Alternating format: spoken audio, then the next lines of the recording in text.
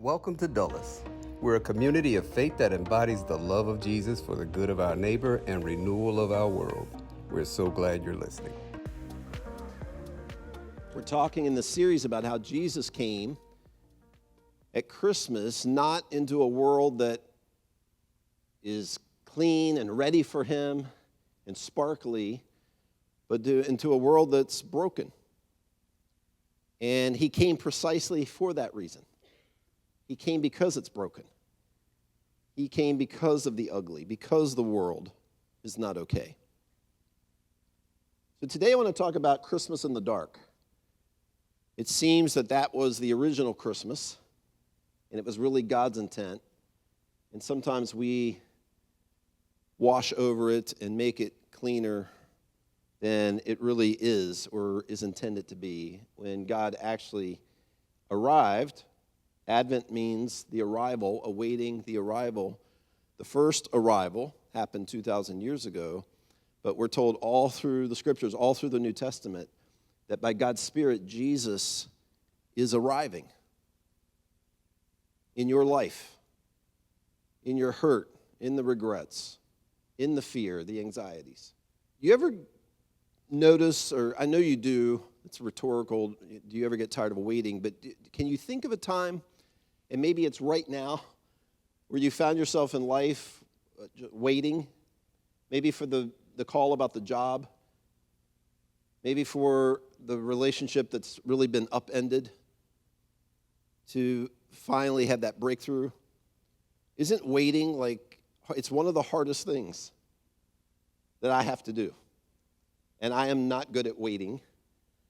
I'm a doer. I like to get things done. I like to see progress. I want to see things built. We're made that way. That's in our DNA. We were designed, and it's evident in Eden, that humanity was designed and intended to be productive. In our imaging the Creator, we were to see progress. We were to see glimpses of God, our Creator, through our work and through what we imagine. And so we have these moments in life where we have to wait, and it's just so maddening sometimes, isn't it?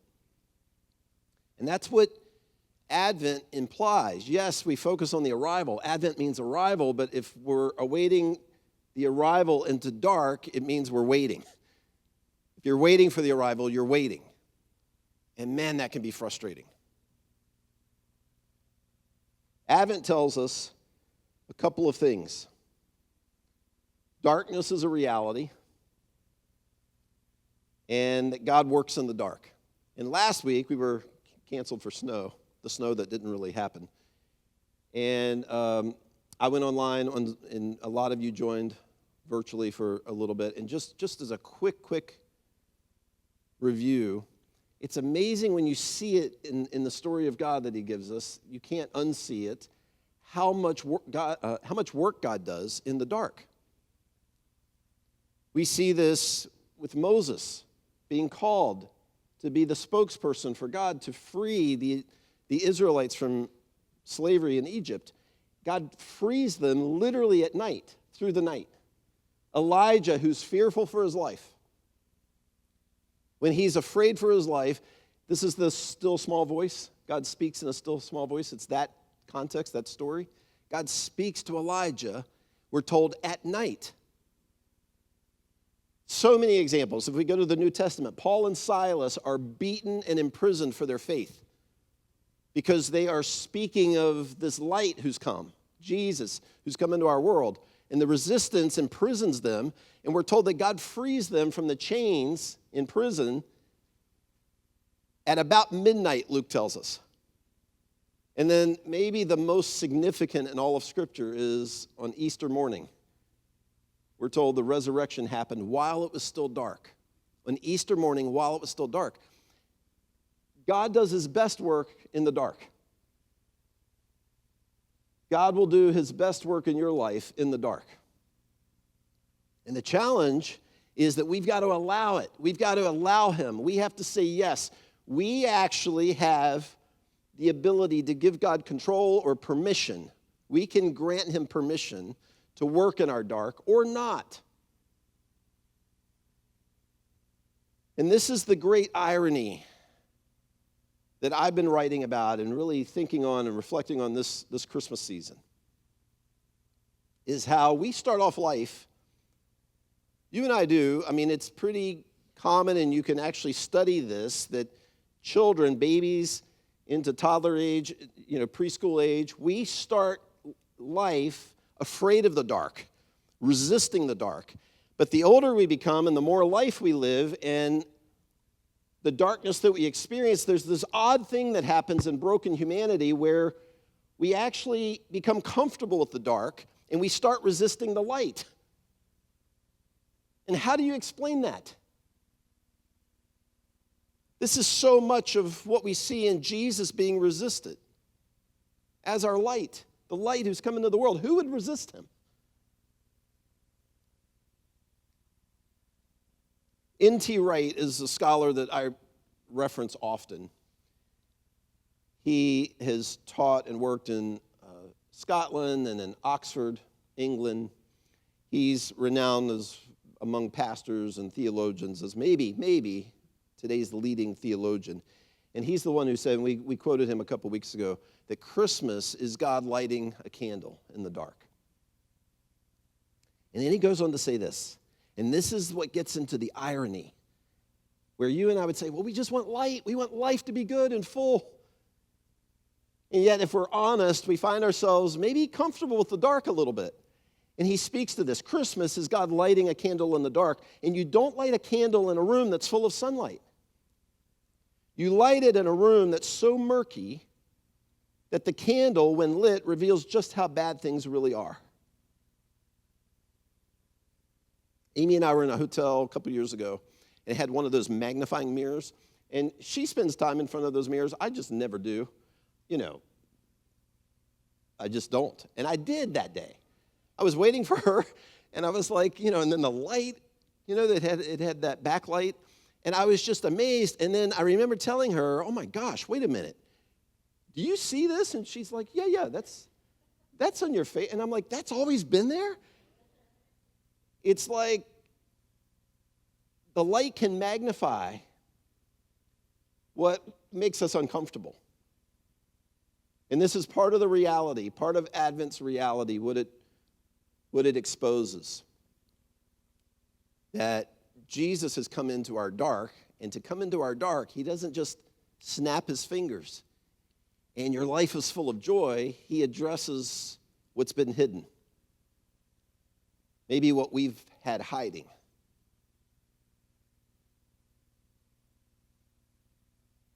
In John chapter 1, it's interesting that John gives his real Christmas account isn't really about Bethlehem or the birth of Jesus. It's about the arrival of light into darkness. And as powerful as darkness is, as depressing as it is, as overwhelming as grief and anxiety and fear can be, this light cannot be overcome by the darkness. And this is John's introduction to Jesus arriving in our world. And he goes on to say, the true light that gives light to everyone was coming into the world.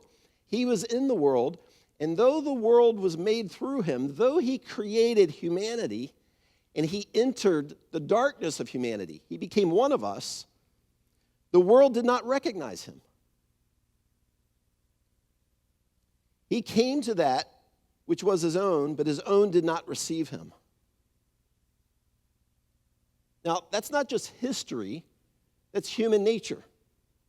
There's something in us that craves life and good and to image God. We want to be that person we were supposed to be. In God's original design in Eden, there is that very real craving and desire in you and me. And sometimes we search for it in other things and possessions and the new toy and recognition. But that's our longing. Our longing is to walk in the biblical word is glory. And that can just seem sort of churchy, but it's the substance of God that makes him praiseworthy. Glory means the substance of something that makes it praiseworthy and leaves us in awe. I referred before, my first go-to is watching the Masters. when Tiger sinks that pitch on the 16th green, and when the crowd sounded like a football crowd. And I've watched that clip 50 times maybe. Here I am 25, 30 years later. When I see that clip, I still get chills. I get goosebumps. That is an excellent example of glory. When you think about someone's career or someone's life or someone's story, there are these moments where you're like, wow, you were made to walk in and extend the glory of God in your creativity, in your relationships. And we crave that. We still long for that. But there's something else, and Paul calls it this other nature. He calls it our flesh. There's this other part of us that resists it. We resist the light. We resist what will make us whole. This is why we reject Jesus. This is why humans reject Jesus. It's why he was rejected. It's why we still, there's this battle inside of us. I want life. I want better. I want good. Maybe it'll be the new job. Maybe the new relationship. If I can just erase from my memory this regret, we'll try all kinds of things. What we're craving is to live in that glory, God's glory, what he made us for. But then there's this dueling part of us that resists because we don't want what we've hidden in the dark exposed. And this is part of the reality of Christmas. Jesus' light doesn't just comfort us. This is part of the reality of Advent. This is part of the Christmas reality. His light doesn't just arrive into this world to comfort you, it also arrives to confront you. I have been told repeatedly that I can be very gracious with people who are in hurt. Something that's been done to them or something that they've done. And it's true, and I recognize that. I'm grateful that that's the heart of our church, and I try to live by that. But I can be resistant and so argumentative, particularly with two people in my life, my mom and my wife. And I got into this ridiculous argument with my mom this year. You know, my mom's in her late 70s now, and it was just the silliest. It's like you look back, you ever argue or have some crazy, and you can't even remember, or you're like, wait, we argued because of that? And this was all me. I just reacted to my mom. And so our church network has, for all of our lead pastors, a phenomenal counselor that's just available. And he spends all of his time just with our lead pastors. And I called him, and I said, I want to talk about this. And he has helped me unravel why grace in some of the just, hurtful situations and things that have even happened to me, where maybe I should have drawn more of a line or maybe taken more of a stand. But then with my mom and my wife, why this reactivity? And actually, we're going to talk about this in a series this winter. And he has helped me understand that I am afraid, deeply afraid of ruptured relationship. And this is complicated. I'm not going to get into it anymore this morning. It would take too long. And I'm still trying to figure it out, to be honest. And it goes back into my childhood. As, everything, we can blame everything on our childhood. Here I am pastoring a church, and I love you, and I love what I do. And I do believe what we do here is so genuine and comes from and yet there is still light working on some places in me that I'm trying to understand. And it was scary to make that phone call to Neil. Neil in Atlanta, he's such a good guy. He's become a good friend. And I'm like, this is awkward. This is kind of embarrassing. This is, and all the reasons I don't need to do this. I'm a pastor. I love my wife. I love everybody. And I was confronted earlier this year with that awkward, bringing something into the light. Why do I do this? What is this? Can you relate to craving life and better and whole, but resisting what will make you fully alive and better and whole?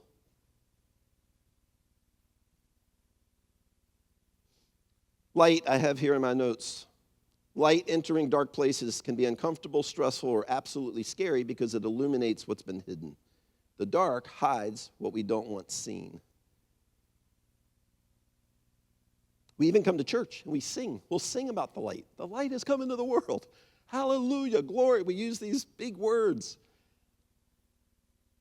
But quietly, there's something in our heart hoping Jesus doesn't get too close to that one thing or that hurt or the way we were treated or what we've been trying to bury. In John 8, if we progress through the Gospel of John, I'm going to skip ahead from chapter 1 to chapter 8. Jesus said, I'm the light of the world. Here it comes again. It's this running theme through John's Gospel. I'm the light of the world. Whoever follows me will never walk in darkness, but will have the light of life. It doesn't say you'll never experience darkness. It'll never touch you. It'll never be a threat in your life, or you won't ever recognize darkness in yourself. That's not what he says. You won't walk in darkness. You won't become a person who embodies darkness. If you follow me and you allow my light to penetrate you, you will actually walk as a free person. You will begin living my glory, my image. So yes, light reveals. This is part of the uncomfortable. Light entering your life, because darkness doesn't just threaten you and it's not just around you. Darkness, we're told by God, is also in us. It's in you. And light reveals. And man, is that uncomfortable, and man, can that be scary. But Advent tells us that light also restores. It reveals, but it reveals to restore, to give real life, to make whole. So what are you hiding? We're just playing Christmas. If you listen to me here for a little bit this morning, and then we greet and say hi to each other out in the lobby again and go back out into real life. This all matters when we grapple with the question, what is it that I'm hiding? What is in the dark? What have I kept hidden? What do I want Jesus to make good and beautiful and squeaky clean in my life, but then I want him to leave this untouched? Where are you still hiding? Maybe is the question.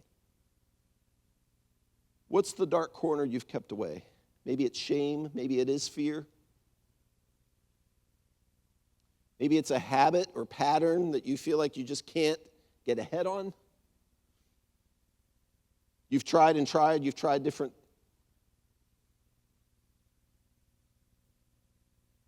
practices, ideas. Maybe something that's been done to you and it just lingers and lingers. Jesus said, I'm the light of the world. Whoever follows me. And again, following isn't attending church. Following is I'm now stepping into his reality. I'm allowing everything to be exposed so that he can restore. They'll never walk in darkness, but will have the light of life. I'm really excited here to invite my new friend, Neil, Rabbi Neil Saratsky. If you guys will join me in just welcoming Neil to the stage.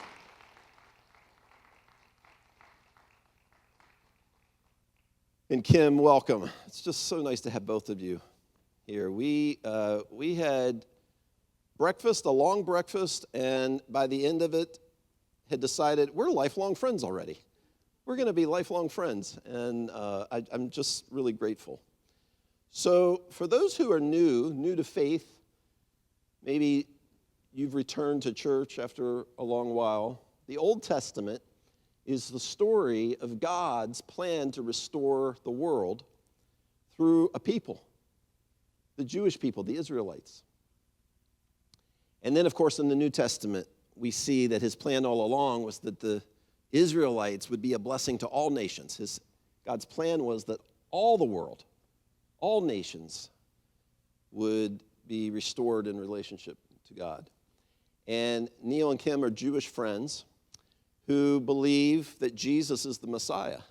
And it's sad and sort of hard to get our heads around at times. I just saw Nate Bargatze, the comedian, actually make a joke about how Joseph leaves the manger scene saying it's amazing that for 2,000 years, Jews all around the world will celebrate Christmas. And he doesn't know what to say because actually that's not the case. Most Jews do not. They're still waiting the Messiah. And you and Kim are among Messianic Jews who see Jesus as the Messiah. You're a rabbi. You lead Kehilat Sar Shalom, the congregation in Leesburg. It's a Messianic congregation. How many are there in the United States? There's probably about 175 congregations in the U.S. Messianic congregations. that see Jesus as the Messiah. Right. Okay, and the title of your congregation in English is the Congregation of the Prince of Peace. Right. Yeah, okay. So I want to primarily get to one question with you this morning, which you know what that is, but just take us back in history. Hanukkah has not been celebrated. We're in tonight's the last night of Hanukkah? We're going to light the last candle tonight, yeah, and it'll go in through tomorrow night. Okay, so at sunset this evening, right, the final candle is lit. Correct. Okay, Hanukkah has not been celebrated since the day of Moses, since really the origins of the Israelite people. Tell us about what happened in 165 or 164 BC. Right. So it's not celebrated in the Old Testament because it hasn't happened yet. The events don't happen until the intertestamental period when a Syrian Greek lover by the name of Antiochus IV captures the temple and tries to prevent the Jewish people from doing anything Jewish. They were forbidden from reading the Torah, the Bible. They were forbidden from celebrating the holidays. They were forbidden from circumcising their children. Everything that was really near and dear to the heart of religious observance for Jewish people, they were forbidden from doing. A small group of priests from a little town in the central of Israel, which is still there, by the way, called Modi'in, rose up and fought against Antiochus. And for 3 years, from 167 to 164, struck at the Greco-Syrian army and eventually recaptured the temple. When they recaptured the temple, they wanted to rededicate it, which is where we get the title, the Feast of Dedication. But most people sort of view Hanukkah more by its other name, the Festival of Lights. And this comes from a legend. It's a legend. And these names are all synonymous. Hanukkah, Festival of Dedication, or Festival of Lights. Correct. Yes. The Hebrew word Hanukkah, you got to get that in there, like you just had milk, right? The Hebrew word Hanukkah means dedication. And when we look at John 10:22, which is where the only place in the Bible, Old or New Testament, that this festival is mentioned, the Greek word enkainia means dedication. So it's the Greek translation of the Hebrew word for dedication, which is why your Bible is translated as the Feast of Dedication, but it's referencing this Feast of Hanukkah, this holiday of Hanukkah. Okay, so they're rededicating the temple in Jerusalem in 165 or 164. Right. Thus the name Hanukkah. In English, we say, in our translation, Feast of Dedication. Right. And there's the legend, maybe true, maybe parts are true, in terms of the oil that lasted for 8 days. Tell us about the story of Hanukkah. Sure. So the legend goes that, and remember that these are all priests, and according to the Bible, one of the roles of the priest was to keep the menorah lit in the temple. You actually passed one when you came in. It sort of represents the holy place. And in the holy place, the only light came from the menorah. And the role of the priest was to keep it lit. So when this band of priests recaptured the temple, they found, according to legend, the menorah, but there was only one vial of oil. It was just enough for 1 day to burn. It was going to take them 8 days to make a new batch of oil. So that had a conundrum. I love the word conundrum. Me too, actually. I told them that recently. Did you? Really? Yeah, That's cool. like a month ago. See, we're meant to be friends. It's Bashert. It's meant to be. Tell us about the conundrum. So the conundrum is this. So as priests, they were called by God to light the lamp and to keep it lit. So they had a problem now because if they only had enough oil for 1 day. So if they lit the lamp, it was going to go out. That wasn't good for priests. Or the other option they had was not to light the lamp and wait the full 8 days until they had a new batch of oil, but then they're not lighting the lamp, which is what they were called to do. So that's the conundrum. And I love to ask people, well, what would you do? What would you do?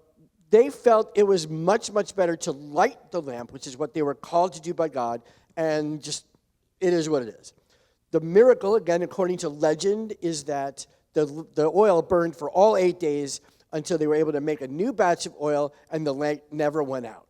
So that's where this legend comes from, and that's why we have an 8-branch or 9-branched, it's called a Chanukiah, which is a representative today of the 7-branch menorah that was in the Holy of Holies.